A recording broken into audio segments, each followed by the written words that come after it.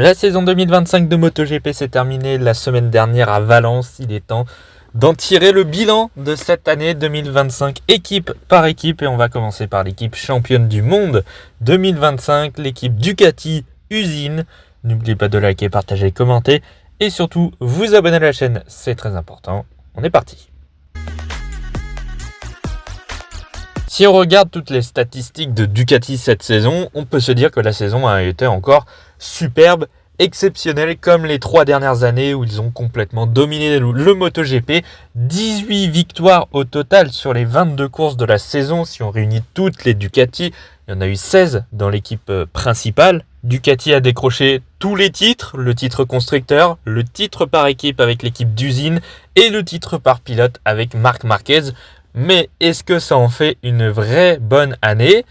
Eh ben pas tant que ça finalement quand on regarde l'entièreté de la saison et surtout ce qui se passe derrière Marc Marquez.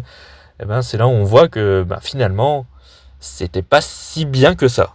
Au final, quand on regarde la GP25, la moto de cette année, eh bien elle n'a pas convenu à tout le monde, notamment à Francesco Bagnaia, mais aussi de Fabio Di Giannantonio. On va pas en parler beaucoup de lui puisqu'on en parlera un peu plus tard dans 2 jours. Mais au final, il n'y a que Marc Marquez qui a réussi à dompter cette GP25. Mais on connaît tout le talent de Marc Marquez. C'est un pilote extraordinaire, l'un des meilleurs de l'histoire du MotoGP, du 500 cm3 confondu, si ce n'est peut-être même le meilleur. Il est évidemment bien au-dessus des autres pilotes de la grille.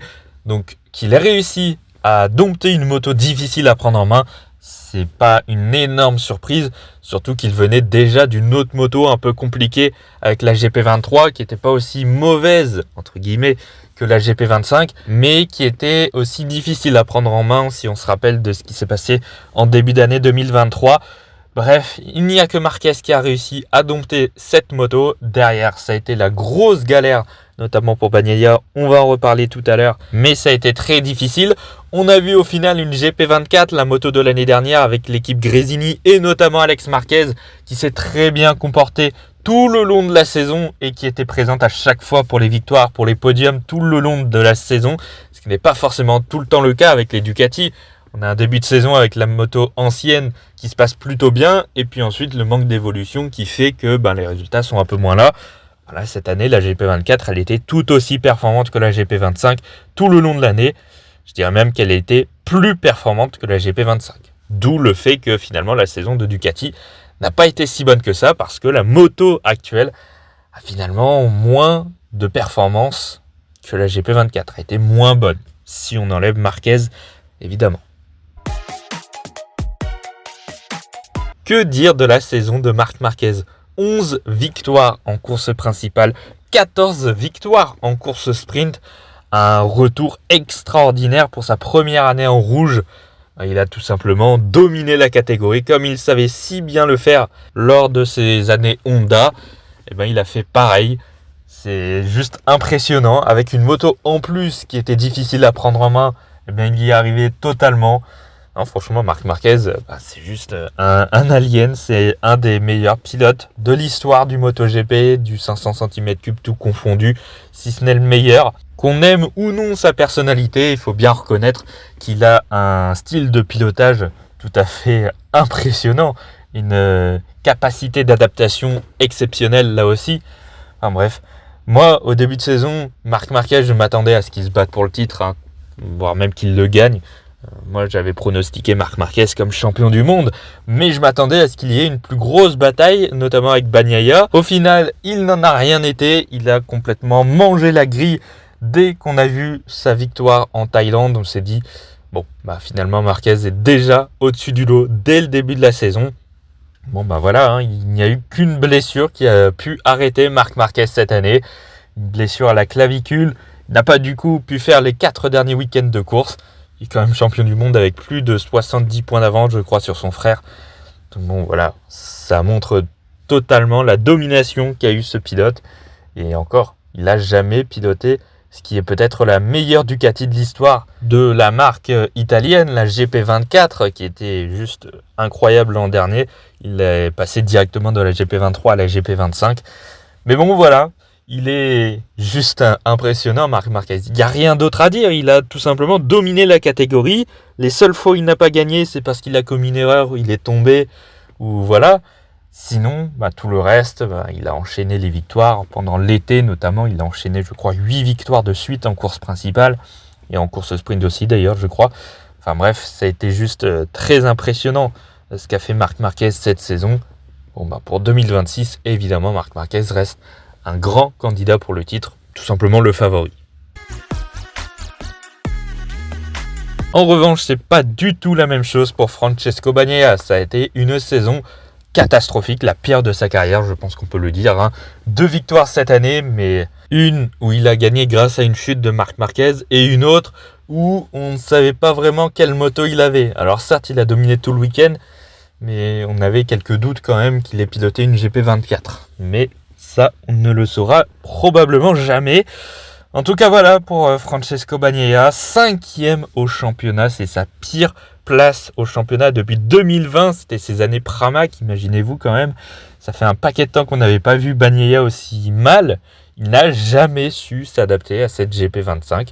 Elle ne lui convenait pas. Ils ont pourtant changé pas mal de choses durant la saison. Peut-être tellement que finalement, il est quasiment repassé sur une GP24, comme je disais tout à l'heure.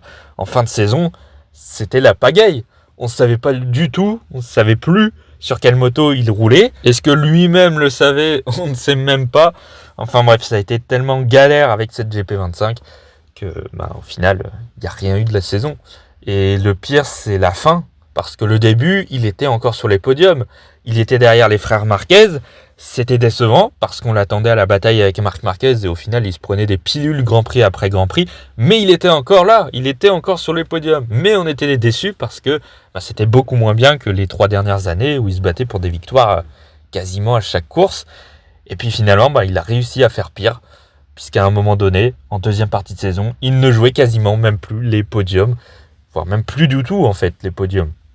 À part quelques fois de temps en temps, à un moment donné, c'était un peu le tout ou rien. C'était soit il gagnait tout, soit il chutait, soit il terminait même dans les dernières places. Ça, c'était vraiment inquiétant. Je crois que c'était en Australie où il termine juste devant le pilote test Michele Pirro. C'est quand même assez impressionnant. Ouais, on ne s'attendait absolument pas à ça.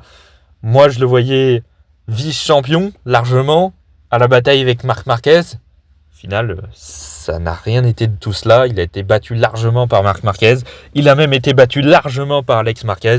Il s'est fait remonter même par des pilotes d'autres motos avec l'Aprilia et même la KTM, avec Bezzecchi et Acosta qui sont passés devant lui. Acosta au tout dernier moment à Valence. Ouais, ça a été une saison catastrophique. Il a enchaîné les chutes, les abandons en fin de saison. Voilà. C'est terrible ce qui est arrivé à Francesco Bagnaia. Alors maintenant la question c'est, est-ce que c'était la moto ou est-ce que ça a été le mental ensuite? On n'en sait rien, on ne sait pas beaucoup plus. Ducati a essayé de changer des choses, ça n'a jamais rien changé. On a entendu les dirigeants de chez Ducati qui essayaient de faire des choses pour qu'ils puissent s'adapter correctement à cette GP25. À un moment donné, ils ne savaient même plus quoi faire. Même eux le disaient, il n'y a plus rien à faire. C'était juste peine perdue en fin de saison. Il n'y avait plus rien à faire. Et alors, est-ce que Bagnaia a totalement décroché mentalement et lui-même s'est mis à penser qu'il ne se passerait plus rien dans cette saison 2025? C'est bien possible aussi. Bon, c'est compliqué. En tout cas, on ne s'attendait pas à un tel écart. En tout cas, personnellement, je ne m'attendais pas à ce que Bagnaia se prenne pilule après pilule par son coéquipier et que même il se fasse battre par d'autres pilotes, d'autres marques même. C'est terrible. Moi, je ne m'attendais pas à voir non plus un Bagnaia dans les dernières positions sur certaines courses. C'est juste incroyable. La saison a été catastrophique pour Francesco Bagnaia, tout simplement. Un petit mot aussi sur les autres pilotes de l'équipe officielle qui ont remplacé du coup Marc Marquez après sa blessure. On avait eu d'abord Michele Pirro sur les 2 premiers week-ends de course en Australie puis en Malaisie. Alors bon, Michele Pirro, il se fait un petit peu vieux, il est pilote test de chez Ducati depuis 2013 quand même. Il fait quand même du très bon boulot, mais bon, en compétition depuis 5 ou 6 ans, voilà, ça devient beaucoup plus compliqué pour lui. Et Il y a encore 6-7 ans, il arrivait encore à faire des top 10, des top 5 même parfois. Mais bon, maintenant, même marquer des points, ça devient quasiment mission impossible pour Michele Pirro, même avec l'une des meilleures motos de la grille. Donc il n'y a pas grand chose à dire. Ceci dit, il y a quand même eu le week-end en Australie où il n'était pas si loin de Francesco Bagnaia, mais bon, c'est parce que Bagnaia n'a rien pu faire avec sa moto. Sinon, lui, il était dans les dernières positions également. Bon, voilà. On a revu Michele Pirro, c'est cool, on le voit 1 ou 2 fois maintenant par saison, puisque avec les nouvelles concessions, Ducati ne peut plus faire de wildcard avec ses pilotes, donc il ne peut pas faire de wildcard, Michele Pirro, depuis l'année dernière. Donc on le voit plus que pour des remplacements. Il avait fait un Grand Prix l'année dernière en toute fin de saison à Barcelone avec la VR46. Là, il a fait 2 Grands Prix avec l'équipe officielle. Et puis c'est tout. Il n'y a pas grand chose à dire. Il n'a marqué aucun point pour l'équipe officielle.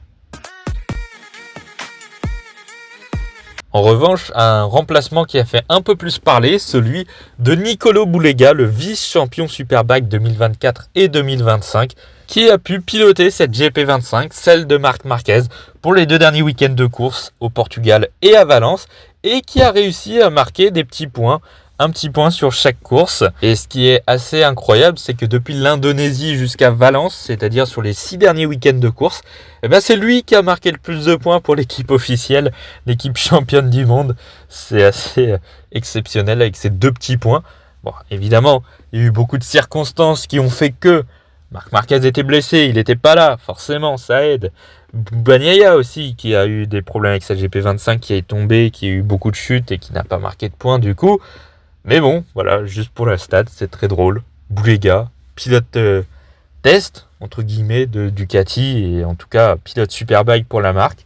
C'est lui qui a marqué le plus de points sur les derniers week-ends. En tout cas, sur les courses principales. Mais bon, voilà, en tout cas, Nicolo Bulega a fait 2 week-ends de course, on va dire correct. Maintenant, il était habitué à sa moto de Superbike qui est complètement différent. Il est passé aussi de pneus Pirelli à pneus Michelin, donc ça aide pas du tout. Ça s'est pas fait au dernier moment parce qu'il y a quand même eu un test avant. Mais voilà, il n'avait pas énormément de préparation non plus. Donc logique de voir Bulega un petit peu loin. Mais en tout cas, il a pu montrer ce qu'il pouvait valoir pour l'équipe officielle Ducati. Au cas où, si Ducati voulait le prendre par exemple pour 2027. Puisqu'il y aura les pneus Pirelli et qu'il aura connaissance de ces fameux pneus. Pourquoi pas. En tout cas, Bulega a fait une pige qui pourrait être utile dans le futur. Pourquoi pas. Voilà, c'est la fin de cette vidéo. Merci d'avoir écouté jusque-là. N'oubliez pas de liker, partager, commenter et surtout vous abonner à la chaîne, c'est très important. Et nous, on se retrouve dès demain pour le bilan de l'équipe Gresini. À demain.